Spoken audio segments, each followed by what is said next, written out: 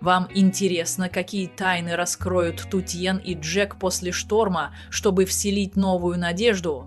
В 20-м эпизоде вас ждет открытие каждого странного шага. Ранним утром Тутьен тихонько открыла бамбуковую дверь своего небольшого шалашика, где она временно жила. Прохладный утренний воздух пробрался сквозь одежду, заставив ее вздрогнуть.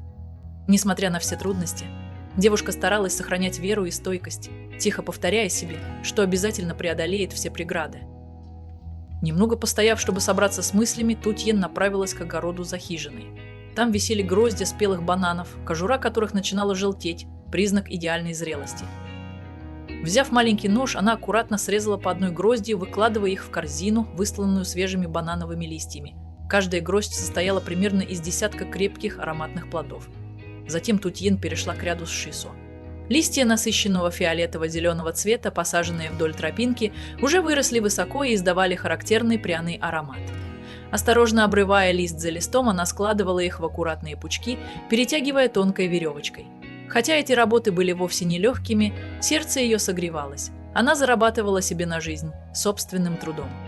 Когда все было готово, Тутьен завернула корзину с бананами и шисо в плотное полотенце, чтобы сохранить их в целости, и, надев коническую шляпу, отправилась в путь. Дорога к рынку вилась через рисовые поля. Хотя утро только начиналось, уже можно было встретить прохожих. Время от времени Тутьен натыкалась на знакомых, и те приветливо улыбались. «Рано сегодня, Тутьен. Что вкусненького принесла?» Она с радостью и легкой гордостью отвечала: «Бананы спелые, прямо с дерева, и свежайшее шисо. Заходите, поддержите».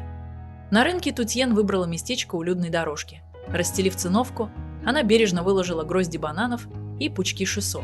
Время от времени она поправляла листья или переставляла бананы, чтобы товар выглядел привлекательнее. Когда кто-то подходил, Тутьен приветливо улыбалась. 20 тысяч дангов за гроздь бананов, 5 тысяч за пучок шисо. Все свое выращено без химии, чисто и вкусно. Любопытные покупатели наклонялись, рассматривали яркие плоды, восхищались их видом. Некоторые тут же доставали кошелек и покупали сразу несколько гроздей и пучков. Тутьен с радостью все аккуратно упаковывала и рассказывала, как лучше хранить продукты. Смотря на полученные деньги, она чувствовала легкость и тепло на душе. Пусть нужно было еще много экономить, но это был первый ценный результат нового дня. Так она продолжала торговать, с улыбкой встречая каждого покупателя, с твердой уверенностью, что впереди ее ждет еще много хорошего.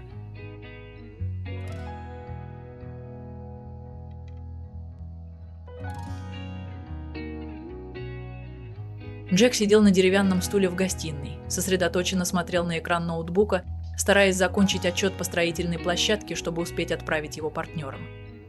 В этот момент его мама вошла вместе с тетей Тху и Зянг.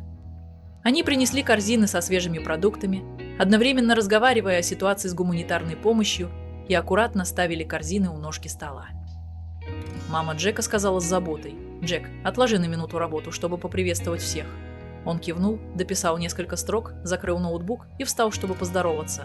Тетя Тху налила воду в несколько стеклянных стаканов и сказала: «Сейчас после шторма людям трудно, многие дома разрушены, земля размыта, хорошо, что волонтеры приходят на помощь». Джек кивнул. «Я стараюсь ускорить процесс, ведь видеть, как люди живут во временных укрытиях, очень больно». Зянг, стройная девушка, сняла широкополую шляпу и сказала: «Я тоже хочу помочь, надеюсь, люди скоро смогут встать на ноги». Тетя Тху взглянула на Зянг с мягкой усмешкой, а Джек смущенно сказал: «Мне почти 30, но работы много, не думал пока о личной жизни». Чтобы разрядить неловкую атмосферу, мама Джека пригласила всех на кухню готовить ужин. Кухня была аккуратной, и запах горячего риса согревал сердца.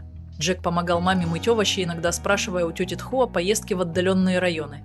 Зянг разводила огонь для супа и рассказала, что недавно вернулась домой после долгого отсутствия и надеется найти подходящую работу, чтобы поддержать семью.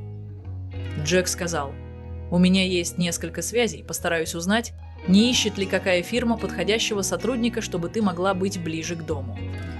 Зянг улыбнулась, поблагодарила его и добавила, что хочет один раз побывать на стройке, чтобы понять работу на практике. Когда все блюда были готовы, мама Джека расставила их на деревянном столе у окна. Ужин состоял из горячего супа с зеленью, ароматного тушеного мяса и тарелки отварных овощей. Тетя Тху рассказывала во время еды о жителях, которых она встретила. Все надеются, что восстановление после шторма пройдет быстрее. Джек молча слушал, лишь изредка кратко отвечая. Затем повернулся к Зянг с вопросами о благотворительных проектах. Мама Джека дождалась удобного момента и вновь завела разговор о женитьбе сына. Но Джек только улыбнулся и ответил, что у него еще много забот. Зянг промолчала, в ее глазах мелькнула легкая тревога, но она не хотела давить на него. В конце ужина все вместе убрали со стола, понимая, что впереди еще много работы, но они позволили себе насладиться этим редким теплым моментом.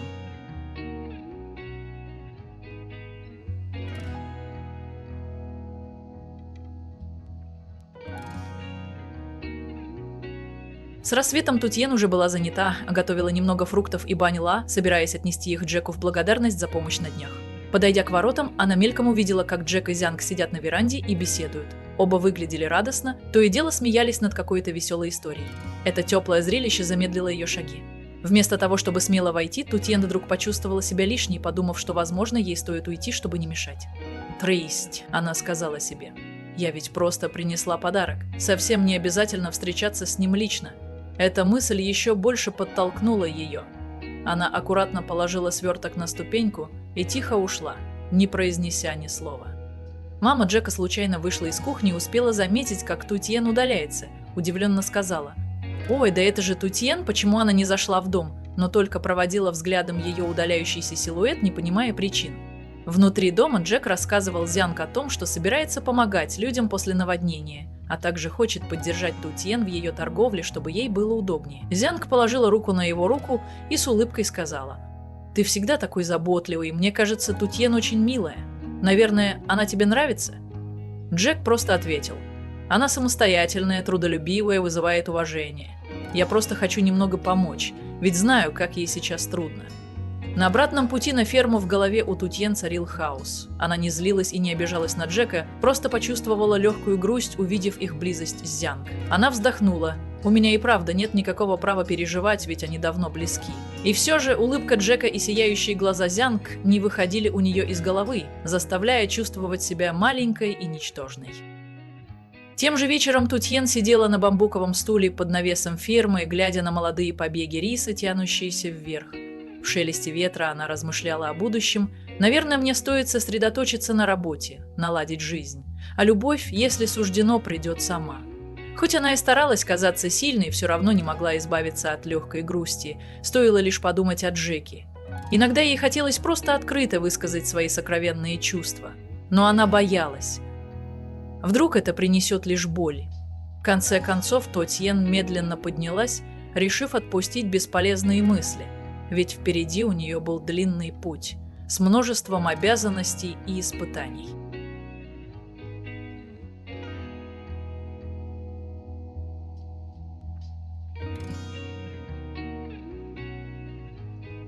С первым проблеском рассвета Тутьен поспешно принялась за сбор водяного шпината за домом. Как обычно, она связывала зелень в аккуратные пучки, каждый из которых продавался по 5000 донгов, и складывала их в 2 корзины. Спелую гроздь бананов она срезала еще вчера вечером и оставила в углу под навесом. Сегодня собиралась нести на рынок. Внезапно начался дождь, из-за чего земляная дорога стала грязной и скользкой, но Тутьен все равно, накинув тонкий зеленый дождевик, пробиралась по скользким тропинкам, чтобы дойти до рынка. Когда она добралась туда, обстановка была гораздо тише, чем обычно. Тутьен улыбнулась, поприветствовала нескольких знакомых, затем быстро выбрала возвышенное место, чтобы разложить шпинат и бананы на продажу. Обычно зеленые пучки и желтые гроздья привлекали покупателей, но этим утром из-за дождя почти никто не останавливался. Тутьен прикусила губу, подумывая немного снизить цену, чтобы скорее все продать, но колебалась. Ведь только начало дня, если сразу уступать, потом будет трудно удержать цену. Время от времени она рукой вытирала капли дождя со лба и старалась улыбаться, приветствуя прохожих. Вдруг кто-то подошел и раздался теплый, спокойный голос. «Сколько стоит эта гроздь бананов, Тутьен?» Она обернулась и увидела Джека, стоящего рядом с черным зонтом. Он внимательно посмотрел на гроздь, потрогал одну связку и сказал: «Слышал, цена 70 000 донгов, но я дам 100. Помоги раздать часть тем, кто нуждается здесь на рынке, ладно?» Тутьен удивленно распахнула глаза, слегка кивнула и переспросила: «Зачем тебе так много? Вдруг не съешь, жалко будет». Джек слегка улыбнулся. «Я не съем все, но точно найдутся те, кому это нужнее. Если можем, надо помогать». Эти слова согрели душу Тутьен, и она непроизвольно вздохнула с облегчением, увидев доброе намерение Джека. Джек посмотрел на усиливающийся дождь и аккуратно наклонил зонт над Тутьен, не давая каплям промочить ее. Это заботливое движение приглушило ее тревогу. Она тихо сказала: «Спасибо тебе, я правда думала, что сегодня ничего не получится продать. Хорошо, что ты пришел». Он кивнул, крепче сжал ручку зонта и посоветовал ей быстрее собрать вещи, чтобы не промокли.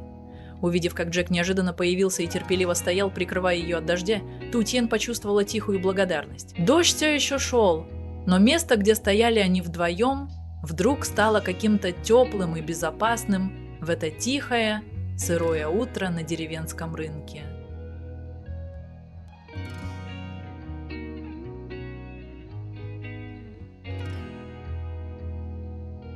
Дождь все еще моросил, пока Тутьен сидела и продавала последние пучки шпината, тревожно думая, что не сможет распродать товар.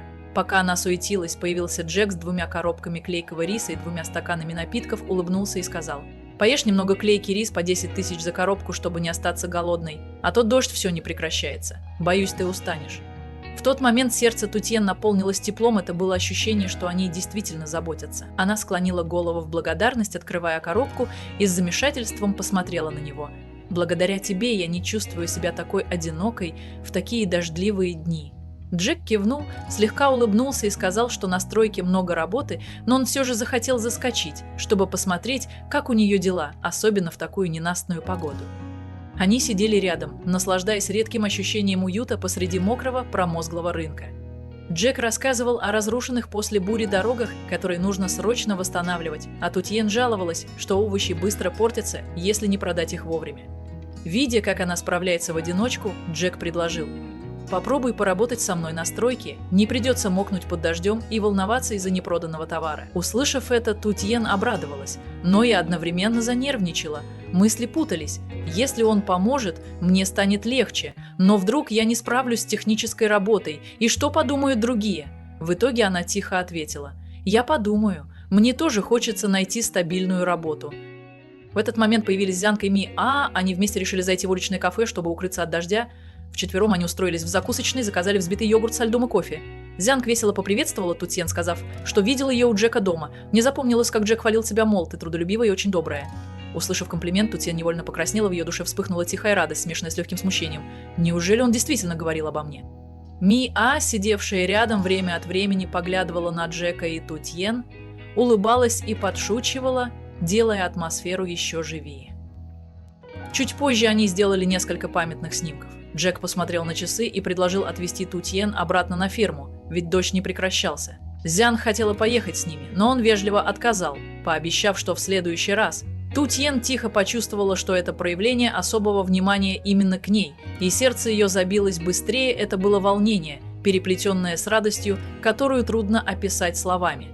По дороге домой звук дождя по крыше машины создавал теплый, убаюкивающий ритм. Тутьен взглянула на Джека и в глубине души поблагодарила судьбу за его появление. Она ясно почувствовала надежду на менее тяжелое будущее, в котором, возможно, рядом будет тот, кто ей становится все дороже.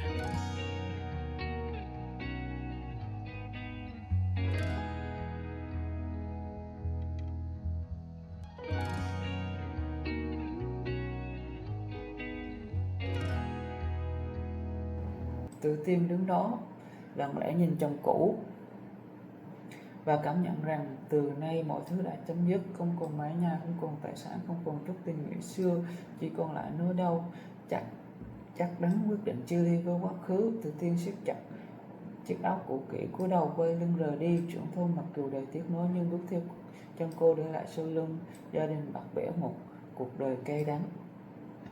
Tự Tiên ngồi thu mình bên hiên nhà, đôi bàn tay gầy guộc run run ôm lấy gối, nước mắt lặng lẽ chảy dài trên đôi má hốc hác. Cô không còn đủ sức gạt đi những giọt lệ tủi nhục, chỉ có thể lặng lẽ cúi đầu đi, giấu đi nỗi đau dâng tràn trong lòng ngực. Những tiếng cười nói rộn ràng trong nhà vọng ra như nhát dao cứa vào tim cô, trong khi người đàn bà mới được rút về đang tận hưởng cuộc sống. Sự chăm sóc chu đáo từ mẹ chồng, ăn ngon mặc đẹp, được cưng chiều như một bà hoàng, thì cô vẫn nai lưng làm lụng như một kẻ ở trong chính căn nhà mà cô từng coi là mái ấm. Mẹ chồng chưa bao giờ dành cho cô một ánh nhìn thương xót